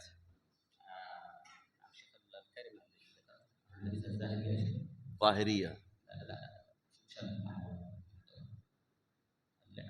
ردنا على أولئك. ذهبت، اقرأ اللي بعدها. عن أبي قلابة رضي الله عنه وعن رجل من أهل الشام عن أبيه أنه سأل رسول الله صلى الله عليه وسلم ما الإسلام؟ قال أن تسلم قلبك لله وأن يسلم المسلمون من لسانك ويدك. قال أي الإسلام أفضل؟ قال الإيمان بالله. قال وما الإيمان بالله؟ قال أن تؤمن بالله وملائكته وكتبه ورسله واليوم الآخر والبعث بعد الموت. فهنا فسر الإسلام بالأقوال والأعمال وأركان الإيمان. यहाँ इस्लाम की तफसीर की गई है अक़वाल, अमाल और अरकान ईमान से। فيا من عرفت فضله इसने ये जो शख्स इस्लाम की फजीलत को जान लिए وحكم الدخول فيه और इस्लाम में दाखिल होने का हुक्म भी जान लिए وعلمت تفسيره और उसकी तफसीर भी जान लिए, فلا تبتغي إلا هو ولا تضيف إليه ما ليس منه. लिहाजा उसी की इत्तिबा करें और उसमें किसी का इजाफा न करें। اقرأ الباب. बाब क़ौलिल्लाहि तआला वमन यब्तग़ि ग़ैरल इस्लाम दीनन फलन युक़बल मिन्हु। هناك ترابط بين الأبواب، ترابط موضوعي دقيق رفيع راقي. इस किताब के अबवाब के दरमियान बहुत ज़्यादा गहरे ताल्लुकात हैं और बहुत कमी ताल्लुकात हैं। نعم. فلا تبتغي غير الإسلام دين أبدا، لأنه غير مرضي عند الله. المرضي اليوم أكملت لكم دينكم وأتممت عليكم نعمتي ورضيت لكم الإسلام دينا. غيره لا يرتضيه ولا يبتغيه بل رده، ومن يبتغي غير الإسلام دينا فلن يقبل منه وهو في الآخرة من الخاسرين. लिहाजा आप इस्लाम के सिवा किसी के इत्तिबा न करें, इसलिए कि इस्लाम के अलावा जितने अदियान हैं सब गैर मर्जी हैं, गैर मकबूल हैं। अल्लाह ने फरमाया जो फिर कहा اللي بعده. وعن ابي هريره رضي الله عنه قال قال رسول الله صلى الله عليه وسلم تجيء الاعمال يوم القيامه فتجيء الصلاه فتقول يا رب انا الصلاه فيقول انك على خير، ثم تجيء الصدقه فتقول يا رب انا الصدقه فيقول انك على خير، ثم يجيء الصيام فيقول يا رب انا الصيام فيقول انك على خير، ثم تجيء الاعمال على ذلك فيقول انك على خير، ثم يجيء الاسلام فيقول يا رب فيقول يا ربي أنت السلام وأنا الإسلام فيقول إنك على خير بك اليوم آخذ وبك أؤتي.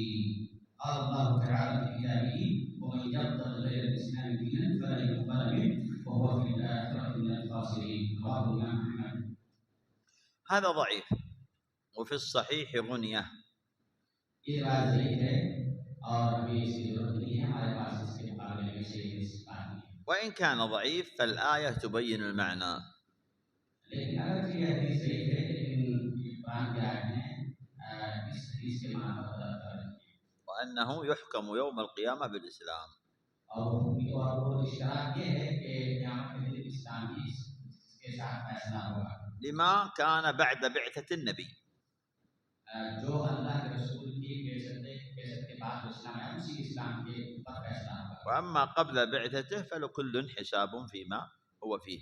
और जो अल्लाह के रसूल से पहले अपने और नबी के मानने वाले थे उनका हिसाब उनके नबी के अहकाम को قدم لأن الآخرون الأولون. قدم هذا لأن الآخرون الأولون. इसको मुकद्दम इसलिए किया गया है कि जो आखिर में आने वाले हैं उनकी मुकद्दम है उम्मत में से और जो पहली उम्मत आने वाले थे उनकी आगे से आगे हैं जिनको जान पीछे। بشك أول من يدخل أهل الإسلام النبي صلى الله عليه وسلم ثم تأتي الأمم بعدهم قال نحن الآخرون الأولون.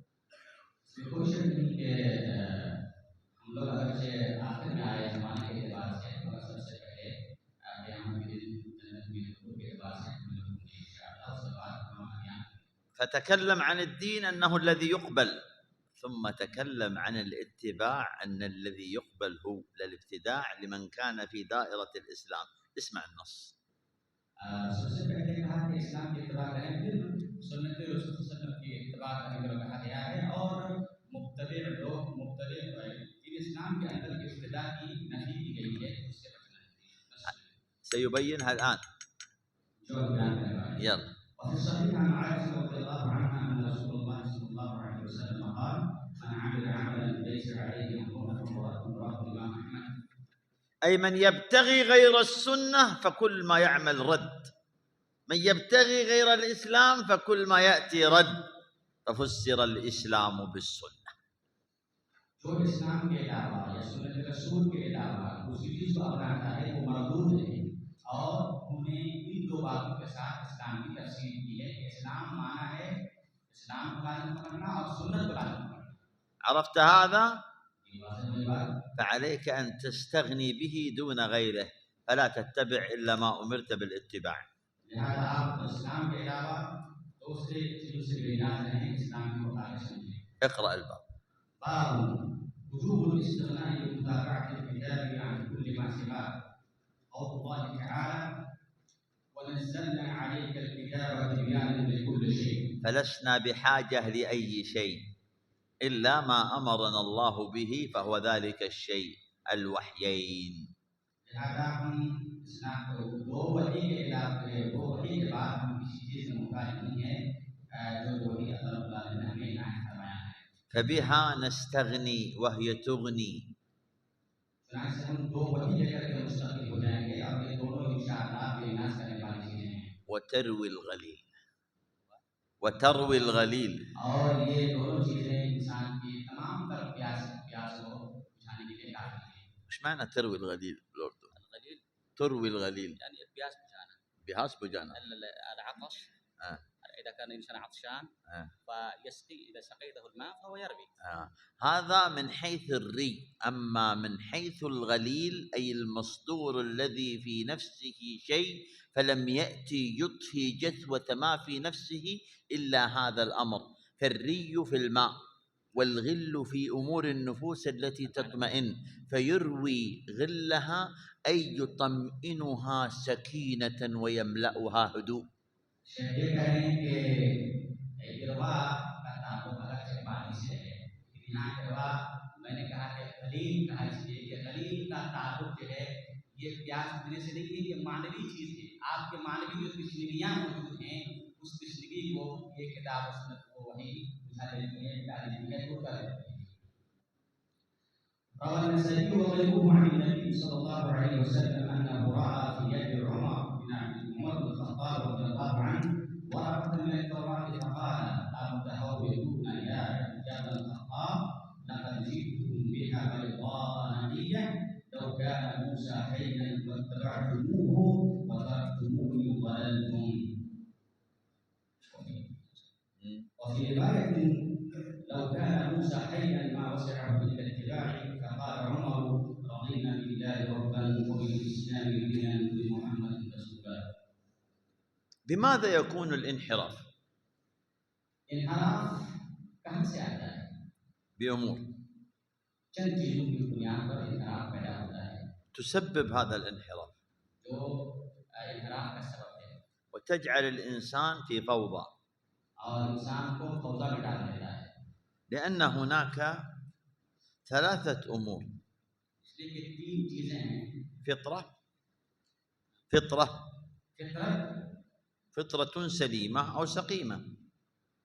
फितरत दो किस्म की, फितरत सलीमा या फितरत सकीमा, बीमारी फितरत या अच्छी तबीयत बना, وعقل سليم أو سقيم. या अक्ल सलीम सही सालम समझ बूझ, أو نقل سقيم أو سليم.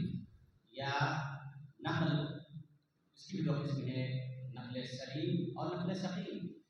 هذه مقاييس معرفة الحق من الباطل. انتبهوا، سوف أقول كلام دقيق جدا ذكره العلماء في كتب كثيرة، لكن سأجمعه لكم. शेख कह रहे हैं कि बात को जरा ध्यान से सुने, जो मैंने तीन बात कही है, मैं इससे बात एक बात करना चाहता हूँ।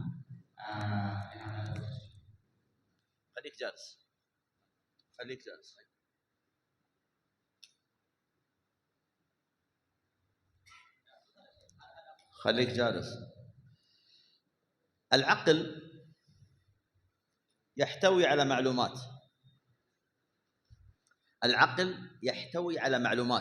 ترجم.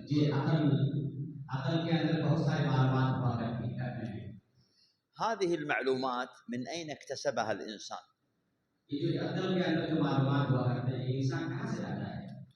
كان طفل صغير له مسموعات،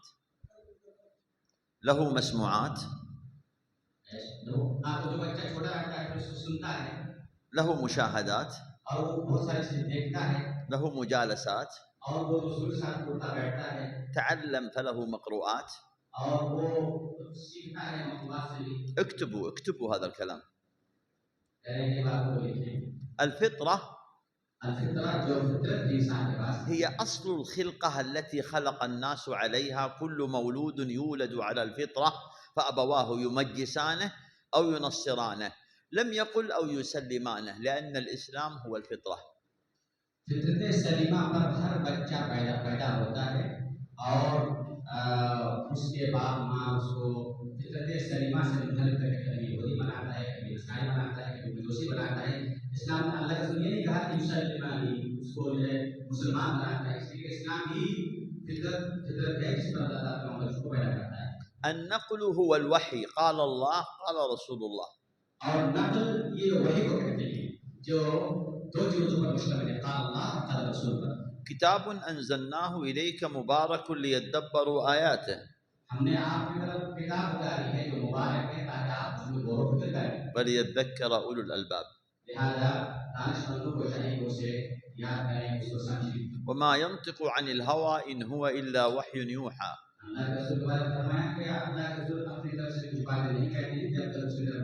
ألا إني أوتيت القرآن ومثله معه. بماذا يفسد الناس؟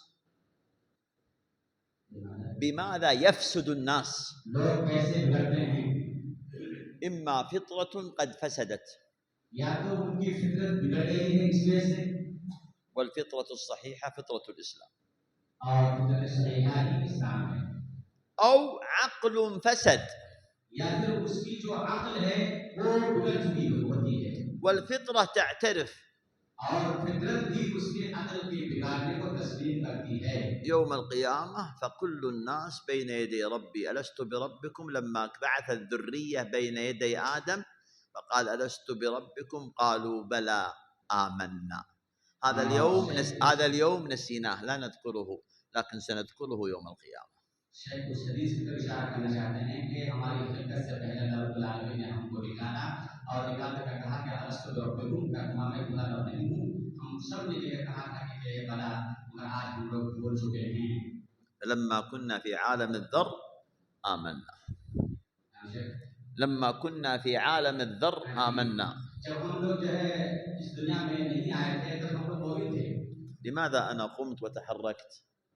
हमने ये बात क्यों कही? رأيت النوم في بعضكم. رأيت النوم في بعضكم. اجلس اجلس اجلس اجلس. لماذا أنا قمت وتحركت؟ رأيت النوم في بعضكم فأردت أن تنتبهوا، وإلا الجلوس أحب إلي. واصل.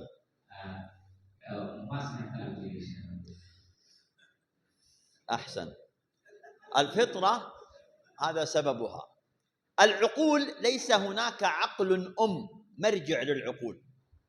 फितरत ही असल है, और जो अकल होती है ये अकल उनकी नहीं होती है, अकल भी होती है। لك عقل، لك عقل، له عقل، لي عقل. ليس هناك عقل ترجع إليه العقول. हर एक के पास अकल है, यहाँ कोई ऐसी अकल नहीं है जो ये दावा करे कि सबका मर्जा में। عقلك له مكتسبات، مقروءات، مجالسات، مشاهدات، وعقلي له ذلك. وعقولنا في التحصيل مختلفة. कह रहे हैं कि आपकी अकल है, मेरी अकल है, आप मुशाहदा है, आप मसमात है, और मेरी अकल है वो मुख्तलिफ है। أما النقل فهو وحي واحد. मगर वही जो है ये नकल की वही है और ये एक ही। إذن ترجع الفطرة والعقول إلى النقل. चुनांचे फितरत और अकल दोनों को लौट के जाना है नकल की तरफ। ألف ابن تيمية كتاب درء التعارض بين العقل والنقل 10 مجلدات. ابن تيمية ने दरुल अक्ल व नक़ल जो 10 जिल्द में किताब लिखी है उसमें ये चीजें बयान की।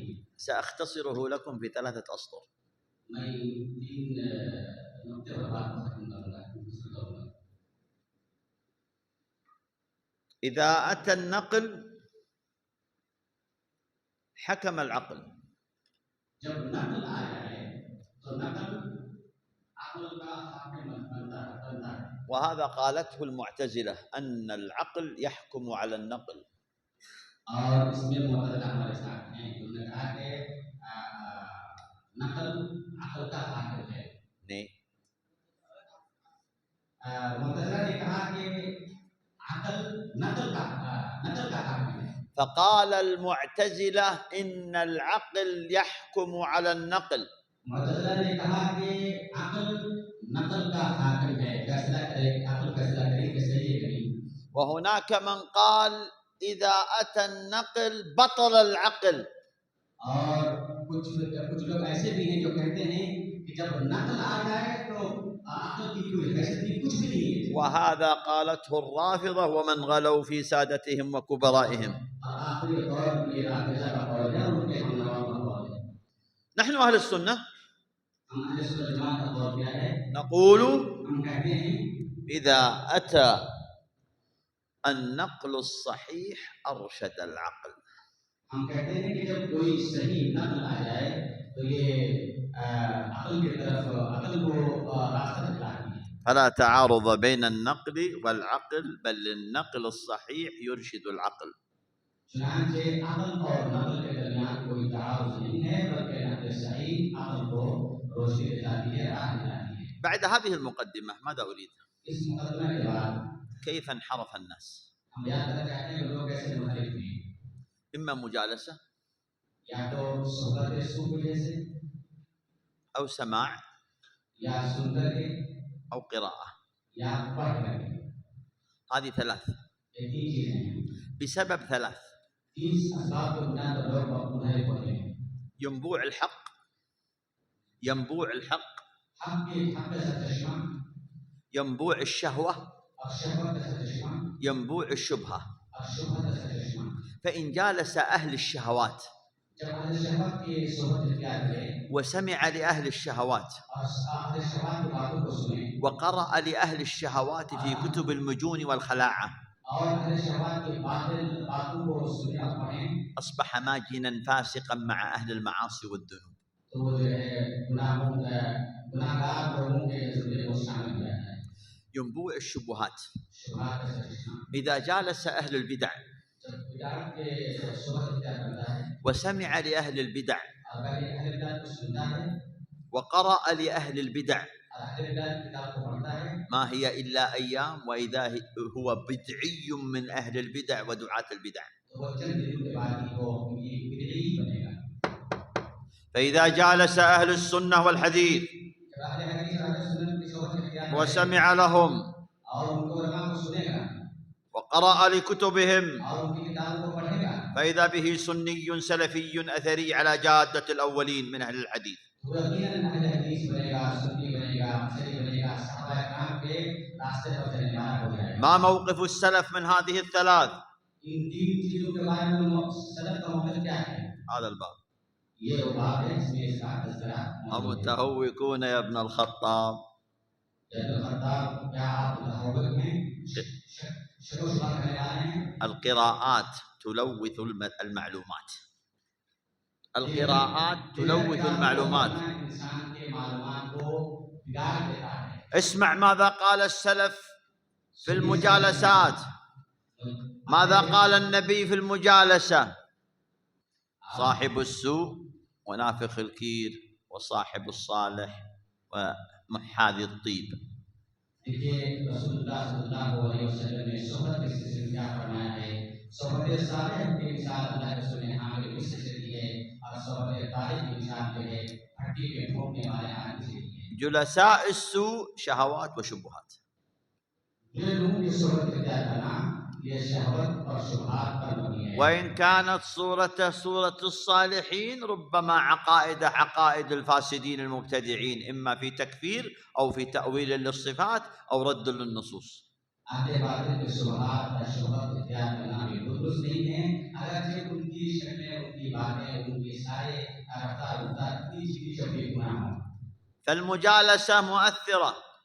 चुनांचे ये सोहबत असरदार है। اسمع ماذا قال ابن عباس ابن عباس ने क्या कहा जरा सुनिए। وأيضا أبو قلابة ومن بعدهم. أبو قلابة वो बड़ा उससे बात जो कह रहे हैं उनकी बात सुनिए। اكتب देखिए إياكم दूर रहिए ومجالسة أهل البدع बिदअत की सोहबत से, فإنها ممرضة للقلوب. इसलिए कि ये दिलों को बीमार करने वाली है। إني أخشى मुझे डर है أن يغمسوكم في ضلالتهم. कि तुमको वो डुबे अपनी गुमराही में। أن يغمسوكم هكذا انغمس أصبح منهم يغمسوكم في ضلالتهم कि तुमको अपने गुमराही में डुबो दे أو يلبسوا عليكم ما عندكم من حق. या तुम्हारे पास जो हक बातें हैं उसको वो गलत साबित करें بسبب المجالسة सोहबत की वजह से। لأنها مؤثرة في المؤانسة. इसलिए कि सोहबत ये दोस्ती का सबब है। والصاحب ساحب. والصاحब साहिब, दोस्त साहिब, साहिब खींचने वाला। فكم صاحب سنة انحرف بسبب مجالسة صاحب شهوة أو شبهة. चुनांचे कितने अहले सुन्नत जमात के ऐसे लोग हैं जो अहले शुबहात, अहले शहवात की सोबत से जुड़ रहे हैं। شاب مستقيم مولوي एक नौजवान जो बिल्कुल राह हक पर गामजन था, मौलवी, له صديق खरबान उसके कुछ दोस्त अहबाब ऐसे हैं जो बिगड़े हुए थे। راعي دخان وراعي نسوان कभी सिगरेट पीने वाले, कभी जो है तंबाकू लेने वाले होते हैं। وصار ليس تنباك دخان يسمونه تنباك وهذا تبول كلها اثنين فيجلس معه उनकी सोबत इख्तियार करता है ويكون معه. और उनके साथ रहता है, दूसरा मिलता भी है। هو مقروءاته سنية उनके पास जो मालूमात है पढ़ी हुई वो सुन्नी मालूमात है। لوثها بمسموعات ومجالسات. उसको उन्होंने मलवस कर लिया अपने सुए सोबत की मालूमात से। لوث قلبه. उन्होंने उसको जो है बर्बाद कर दिया। تعرض الفتن على القلوب عرض الحصير عودا عودا.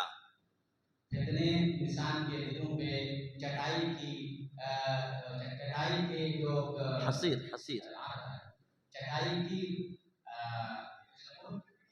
चटाई की लकड़ी के मान इंसान के दिल فما أنكرها أي شهوة أو شبهة نكت فيه نكتة بيضاء.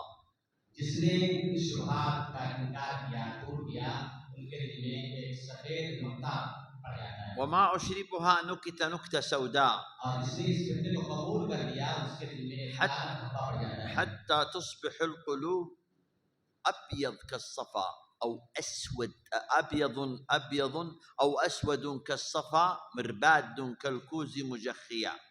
ऐसी सूरत में क्या होता है, इंसान दो हाथ से खड़ा नहीं होता है, या तो उनका दिल मुकम्मल साफ और सुथरा हो जाता है, या मुकम्मल तौर पर वो काला हो जाता है, और इसमें हक दाखिल होने की गुंजाइश नहीं रहती है। فيصبح उल्टे बदल के मान, كالكوز مجخيا. उल्टे बदल के الكوز يعني الكأس الكوب. فيصبح القلب كالكوز مجخيا لا يعرف معروفا ولا ينكر منكرا. الإناء إذا كان مقلوب لو تنزل السماء بأمطارها لا يأتي فيه نقطة واحدة من الماء لأنه مقلوب، لا بد أن يكون مستعدا لقبول الخير حتى يبقى فيه، فقد انطمس القلب. कहते हैं कि जब फितना आता है तो कुछ दिन ऐसा जाता है जो काला हो जाता है और उल्टे बर्तन के माल हो जाता है। उस बर्तन में चाहे आसमान के सारे बरसात का पानी अगर नाजिल हो जाए, उसमें एक कतरा भी उसमें पानी लेने की सलाहियत नहीं रहती है। فلينحرف مع هذا الشاب فمسموعاته لوثها.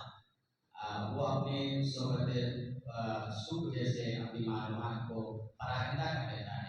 إذا استمر مع الأيام ربما يصبح فاسق مع الفساق. और जब अय्याम गुजरते जाते हैं तो बसा का उससे बड़ा वो हासिल किया जाता है। أو يمارس الفسق في الخفاء ويمارس الصلاح في العلن.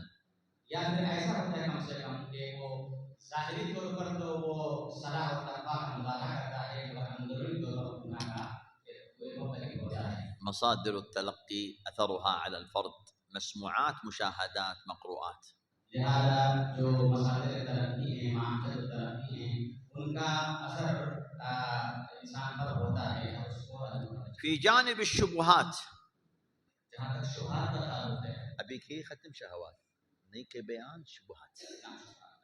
في جانب الشبهات यही से शुभात वाला है। يجالس أهل البدع، يقرأ لأهل البدع، يخالط أهل البدع، يؤثرون في ثلاث.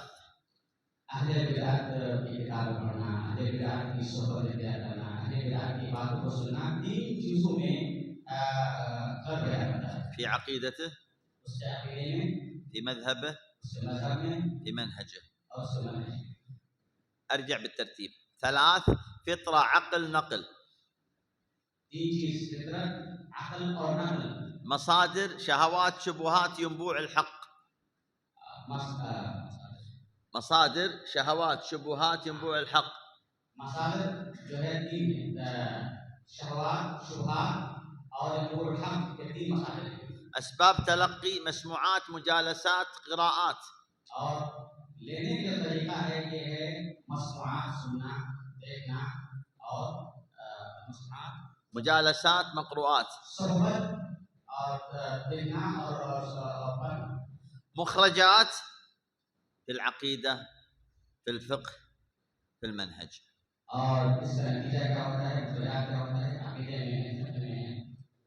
أرجع الآن أربط بين هذه الثلاث والثلاث والثلاث والثلاث. ये जो तीन चीजें बयान की गई है, फितरत है, मसाला तरक्की है, फसाद है, अब तीन चीजों को हम एक दूसरे से जोड़ने की कोशिश कर रहे हैं। ماذا قالوا في المجالسة؟ قلت لكم حديث أبو قلابة: إياكم ومجالسة أهل الأهواء. मुजालसा के सिलसिले में अबू कुलाबा की रिवायत है कि सोहबत से दूर रहिए। في القراءة نهي النبي لعمر أن يقرأ في التوراة.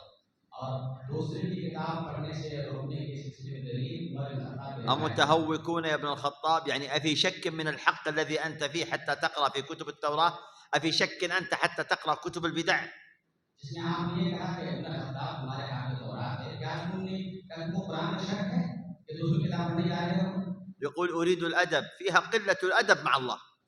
वो कहना चाह रहे हैं कि मैं अदब सीखना चाहता हूँ, यानी कोई जो अल्लाह रब्बुल इज्जत عندما تصبح كتابات السطور عقائد في الصدور مطبقة في أرض الواقع تعرف لماذا حذر العلماء من كتب أهل البدع.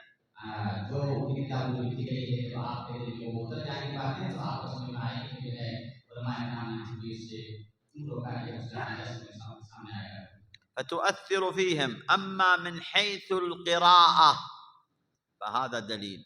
أما من حيث السماع كان ابن سيرين يضع إصبعيه في أذنيه فيقول يحدثك لا يريد أن يسمع، إني أخشى أن يقذف في قلبي فتنة.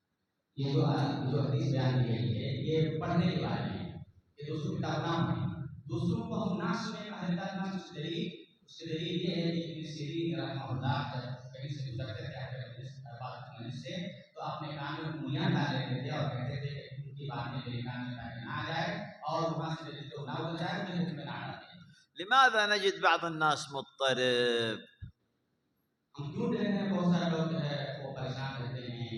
أو متلون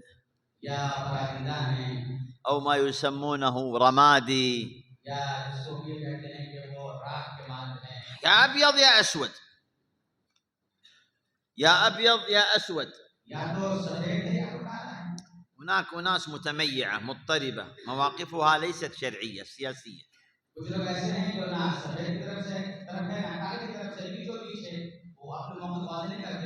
هو أفسد نفسه. انظر في مجالساته، انظر في مسموعاته، انظر في مقروءاته. فإذا كان يسمع سني ويقرأ سني ويجالس سني، سني أبيض كالصفا،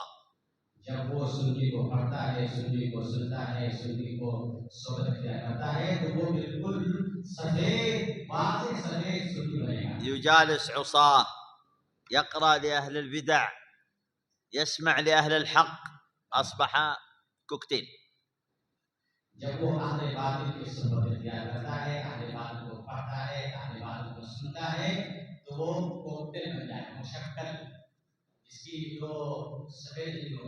لا تفسد نفسك،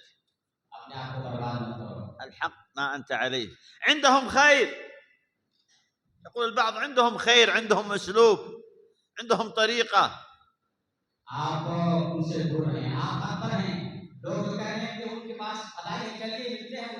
اكتب: ما كان عندهم من خير هو عندنا أصلا، وما كان عندهم من شر نحن عنه في غنى. उनके पास जो खैर है वो हमारे पास कुछ भी नहीं है, और उनके पास जो शर है हम उनसे बहुत पहले से बरी हैं. نحن في أي باب؟ 1 2 3 4 5 وهذا 6. باب السادس. انتهى الوقت ولا باقي معنا؟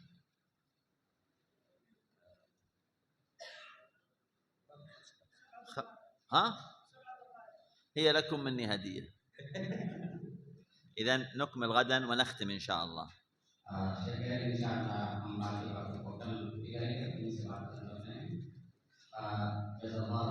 استعدوا لسؤال الغد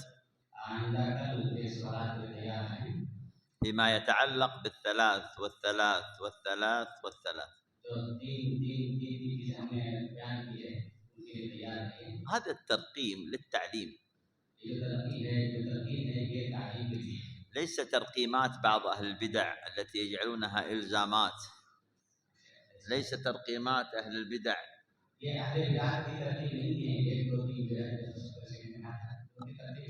هذا عند الأولين في التعليم يسمونه السبر والترقيم.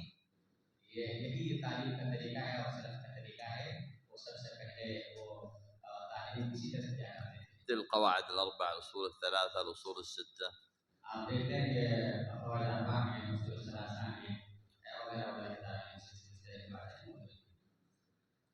أسأل الله يرزقنا وإياكم العلم النافع والعمل الصالح والفقه في الدين.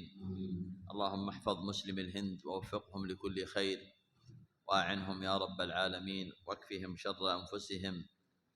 اللهم بدل شركهم إلى توحيد، وبدعهم إلى هدى واتباع، وضلالهم إلى استقامة، وعاصيهم إلى طاعة، وضعفهم إلى قوة، إنك ولي ذلك والقادر عليه. وصلى الله وسلم على محمد.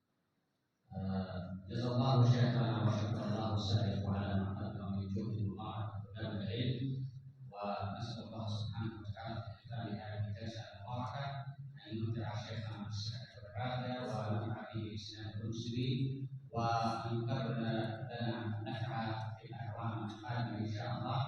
وبذلك نختم هذه الجلسه. غدا سنكمل، واختم بدعاء أن يحفظ الله عز وجل إخواننا المسلمين في فلسطين.